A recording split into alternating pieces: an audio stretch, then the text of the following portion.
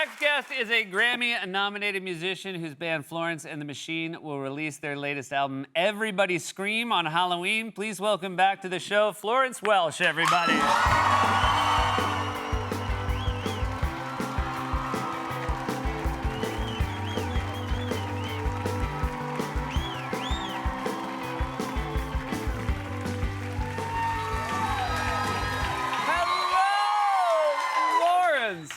I'm so happy you're back. Thank you for having me. Did you, when you named it Everybody Scream, did you know it should come out on Halloween?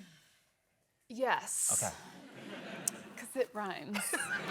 It also rhymes with Florence and the Machine. Are you happy about these 3 rhymes? Yes, I mean, I really thought, I was like, this might be, I might have peaked. Because this might be it. This might be like the peak of my creative achievement. It's What? these like 3 rhymes. How much of Florence and the songwriting? Machine, Everybody Scream, out on Halloween. It's like, That's wonderful. How much, be honest, how much of songwriting is just rhyming? so much of it. So much of it. I think. And sometimes I feel caught out because someone will have this really deep connection to a lyric and they'll be like, what did you mean by that? And I was like, it rhymes. It right. I mean, I don't say that. I'm like, what do you think it's about?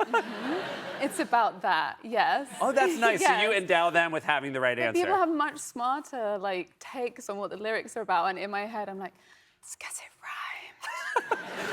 rhymes. Do you ever hear them say it and you're like, oh, I'm gonna steal that for the next time somebody? All the That's time. great. Yeah. All You the you time. have the right so to do thank you that. to anyone out there thinking harder about my lyrics than me, because I am using it. Thank you. Were you? Did you have a knack for the sort of rhyming part of lyricism early on when you I were? did though, but that is the thing. Like we say it's just rhyming, but you have to be good at rhyming. You do, yeah. That's the thing. You actually have to be good at it. And yes, I was always good at rhyming. I'm so glad. I'm so glad. You know, a lot of times these conversations are really surface, but I'm glad we're getting really deep. Yeah. I will tell you though, when I was writing a song at SNL, like for a sketch, I would just immediately go to like a Rhyme Zone website, and that was when I. Rhyme Zone! But Oh my don't God, tell me you you do. use it too. Oh no! Wait, you're not good at rhyming. You have the internet. Wait, But I heard you actually, I just want to make sure that everybody knows that you're not just like rhyming. You actually did research for this. You went to the I'm Warburg. not just rhyming. You're not just a rhymer. Sure. But you went to the Warburg Institute for like medieval studies. Am I getting it close? Yeah, so yeah, there's a library called the Warburg Institute, and they have lots of things on the Renaissance, and they have like lots of medieval texts, but they also have one of the biggest occult libraries in Britain, and there is a library that's based on like esoteric principles rather than the alphabet, and it's all about symbols and imagery, and it's the most incredible place in the world, and I spent a lot of time there. And so obviously you must have thought like this album is gonna like drift that way, and this is Yes. gonna be a good resource. How psyched were they when you showed up? Because I got to imagine when you're working at the Warburg Institute, there's like no rock stars. Oh no, they're really unfazed. Really? Yeah. I think if like, you know, a professor of like medieval, they're much more excited when my mum goes there because she's a professor of Renaissance studies. So they're just Gotcha. like, Evelyn Welch is here. This is amazing.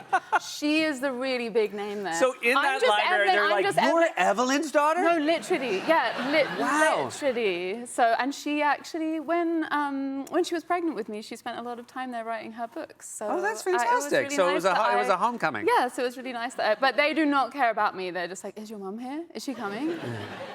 And No, they're she's and busy. I'm like, no, she's busy. She hasn't texted me back actually. can you tell me if there's truth to this story that on a previous album, and then maybe again for this album, you were visited by a psychic cat? It's funny, like you reminded me of this because I forgot that on How Big, How Blue, How Beautiful, which was kind of another quite like dark record about heartbreak, that I had also been, this cat came to visit me when I was really sad, and it would come in and visit me, and on this record, and you reminded me of that, on this record, all these cats started like showing So up as I more was making cats it. for this album. There's multiple cats. Wow. The number has increased. Wow. Yes. Word got out to the other cats. She's sad. When you said she's sad, She's sad. send the cats. Send the cats in. And it really cheered me up. It was really nice. When you say they come visit you, I'm assuming like they just sort of stay outside, right? Do they come in the house? They come in the house. Do you just sort of have the door open? Oh, yeah, the door's open, and I'll be like, wait, who are you? And then, yeah, so they come in the house, and then they leave, and, you know, it's a whole thing. Do you think they leave when they realize your mom's not there? They're like, We oh. were here to see renowned professor of Renaissance Studies, Evelyn Welsh. Who are you? So, obviously we're laughing a lot, but it is a very, you mentioned a dark album. Like, you had a Yeah. near-death experience. Yes. When you work on an album like this, do you feel like that's part of getting through the experience that you had to suffer through? Yeah, I think like when I was when I was preparing to come out and do promo and do kind of, you know, Shows like this one, yeah, right? shows like this. Sometimes they're like, do you want to prep like a little funny story that you want to tell? It's like, nothing funny has happened to me. Nothing funny. For like 2 years, I have nothing funny to tell. But I think like actually what transpired was this record has the most jokes in it that I've ever had in a record. Are you surprised in that? Like when you're, you know, obviously you go into it, you know the experience you have lived that you're going to kind of use to inspire you, and then when you finish the song, you're like, whoa, I don't know why so many jokes got in there. I think no one in my family can take anything seriously That's as well. healthy, though. So I think also dark humor for me is definitely a way of coping. And I also think I like gave less of a you know what I mean? I was like, oh, I went through this crazy thing. Like I cared less about what I was saying almost, and that almost allowed that part of me that does have a really dark sense of humor to come through.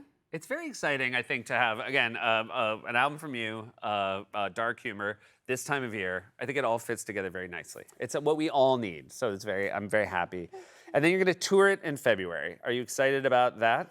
I was like, is it February? Yes, it is. Oh. Thanks, Seth. Thanks for letting me know. I'm kind of the Florence guy around here. I like how many things today you've been like, yeah, I didn't remember the cat. Oh, yeah, I don't know. You've told me so much that I didn't remember, like the Florence Law. I'm like the Warburg Library, but for you. And you're excited to see me. I'm so excited to see great. We start the tour in February, I think, in Europe and the UK, and then we will be coming to the States. So I remember,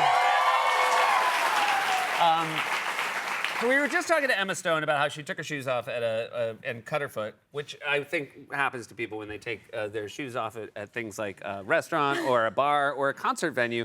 You take your shoes off all the time on stage, and then you don't just stay on stage, you like walk around and do stuff. And do you get the sense that people are as scared about that as I am? I've had some physios be scared of it. Yeah. I've had some physios be like, please just stop wearing shoes. I'm sorry, I'm so sorry I'm swearing so much. That's fine. You can cut that out. No, we're gonna leave it in so you learn your lesson. Evelyn? Evelyn, are you seeing this? Hi, Mom!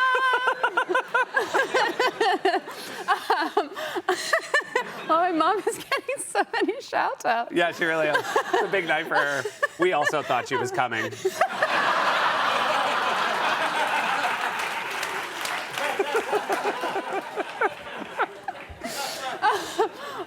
She also wishes I would wear shoes on stage. Right, well, I can't believe that if you ever... She's always worried I'm gonna hurt myself. She wishes I'd wear shoes, but actually, like, I can't perform in them as well. I think so much of what I do comes from dance training and modern dance and ballet, so I just don't feel like I have the same range of movement. I did have to wear shoes after I broke my foot for the second time. Right, but you did not break your foot on stage or performing, right? No, this on the stage, on the floor, I'm fine. It's stairs. Stairs, Right. like having to come on and off stairs. I love everyone finds that really funny. Well, I think they thought it was going to be something a little bit harder than stairs. Okay, if you're running at them at full pelt. Well, you shouldn't. Yeah, no. Why were you running full speed in stairs? Because that's what I do. Okay, gotcha. That's my job. All right. Well, I'm glad. I want your feet to stay safe on your next tour. But And I can't. The shoes will be off. All right. So you know. you know pray- what? Look, pray that's for the way me. it's going to be, and we're all very happy about that. I'm really so excited for the album. The songs I've heard so far are so great. I can't wait to hear the whole thing, and it's just so lovely to have you here. Thank you. Lawrence Welch, everybody. Everybody stream is available on Halloween. We'll be right back.